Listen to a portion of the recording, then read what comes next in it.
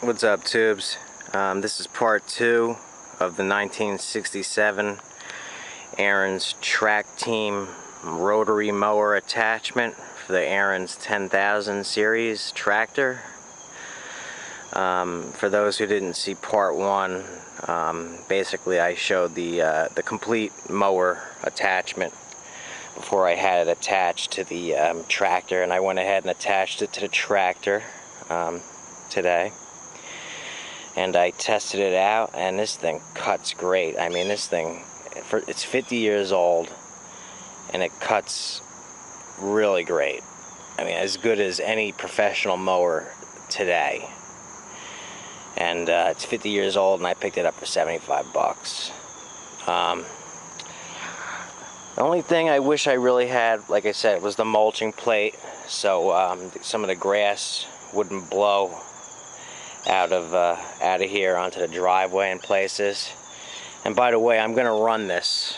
I'm going to run this and show how well it cuts on this video. The one other thing I wish was that the deck could go up a little bit higher. This is the highest it goes. Yesterday I was cutting it on the second to highest setting, and as you can see, it cuts pretty low. But you know what, most mowers, even today, even the tractors, the decks don't go up that high, so, you know, not a big complaint. You know, if I was to put bigger back tires on the back, that would raise it a little, but, you know, that's about the only complaint I have. Other than that, I mean, the thing really cuts excellent. 26-inch, 7 horsepower. You know, it turns real well. It's powerful, real, you know, versatile, easy to maneuver, as you'll see in the video when I run it. But yeah, if anybody has that mulching plate for this thing, that's the one thing I'm definitely interested in. So if anybody sees this video and they have the mulching plate, or they think they have the mulching plate for this attachment, definitely comment me, because I'm interested in buying it, and I'll pay to have it shipped out. Bag I don't really need. If you have it, let me know. I might be interested in it. I know they had a discharge chute extension. Don't really even need that, although if you have it, I'd be interested in it. I know they made a sit-down sulky for these. I've seen pictures of it. You know, the sit-down one really wouldn't be good for what I need. I need a stand-up one. I don't know if they made a stand-up one, but if I could get a stand-up sulky for this, if anybody knows if there's one available, or if anybody has one, that would make this thing great. Wouldn't even have to walk with it. So if somebody, you know, I'm thinking about having one fabricated, because I know this tractor is made to have a sulky connected to the back. I've seen photos of it, so I know. I've only seen a sit-down one though. A stand-up one would be great. The tractor is a 1971 10,000 series tractor. The mower attachment's a 1967. Okay. This engine's original. 46 years old at this point. It's in this condition. It's original, which is really well taken care of. The only issue I was having cutting was in fast. As you can see here, that's full throttle. It was backing out a little bit on me on its own. So I tightened up the throttle cable so it wouldn't back out. Hopefully it won't be backing out on me. It was backing out a little right there. You know, I do have the throttle control bracket where you can control the throttle from down here. I could put that on if I had to. I really don't want to unless I really need to. This is the original throttle bracket to this engine, which was built for Ariens. It's the 7 horsepower with this throttle. But like I said, if I have to switch over, I will. I mean, not a big deal. And then I could always switch back in the winter. Right here, as you can see, serial number 1267R That's 1971, 267th day. Either Plan R or Assembly Line R. H70 engine, built for Ariens. This is all original. Says it right here, 7 horsepower. So it's a 7 horsepower machine attached to a 26-inch rotary deck at this point, rotary mower. It's got the electric start, which is nice. Cuts great. Yeah, I mean, I got 1 reverse, 4 forward speeds. One issue I'm having with this is in first gear. It barely wants to go, and I think what's going on is the rubber friction disc is wearing out, because in second, third, fourth, and reverse it moves fine, but in first gear it moves real slow and it hesitates to move.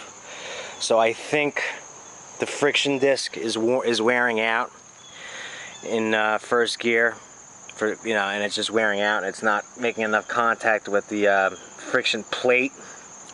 Hopefully it's just the friction disc. Those aren't as serious to change, although on these snow throw tractors, they're some of the hardest to change, to replace, because there's so many things you have to take apart in there to get to the rubber friction wheel. But if anybody's ever had issues with where at first gear they were losing first gear, and they figured out what the problem is, let me know. Like I said, hopefully it's just the friction disc, the rubber friction disc. I can replace that. I've even got a spare one of those. If it's the plate, if the plate's worn in that one area where first gear touches, that's going to be a little bit more serious to change. So, but let me know. Either that, or if one of the springs in there isn't bringing the plate forward enough for first gear, I don't know. But I have 2 of these 1971 Ariens snow throws. I've got the one with the 24 bucket. This one had the 24 bucket and is like my backup machine. And I have one with the 32 wide bucket. Now, starting in around 1970-71, when they came out with the 32 wide attachment bucket, they started using larger tires on those machines.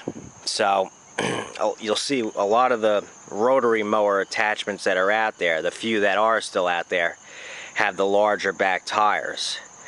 Now, for the model 35-10M rotary mower attachment, they didn't offer these metal disc spacers with longer nuts, but on the model 910011, built in the early 70s to the mid 70s, they offered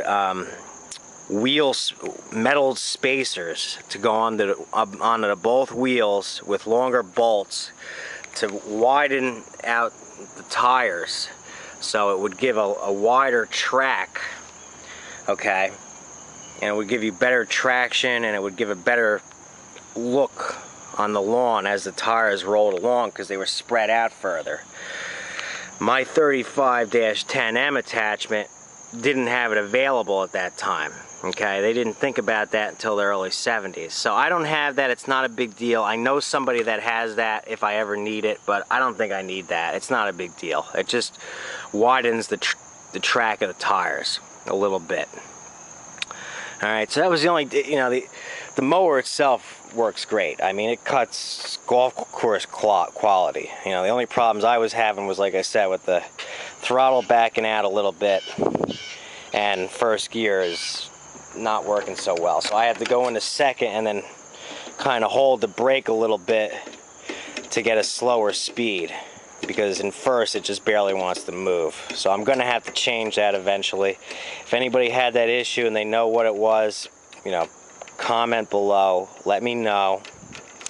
Alright, also note, I did remove the heater cover box, because this is technically a snowblower engine, and I added the air filter cover and air filter. If you want to do this, if you want to add this attachment to this machine, you have to have this metal bracket that's usually on the machine.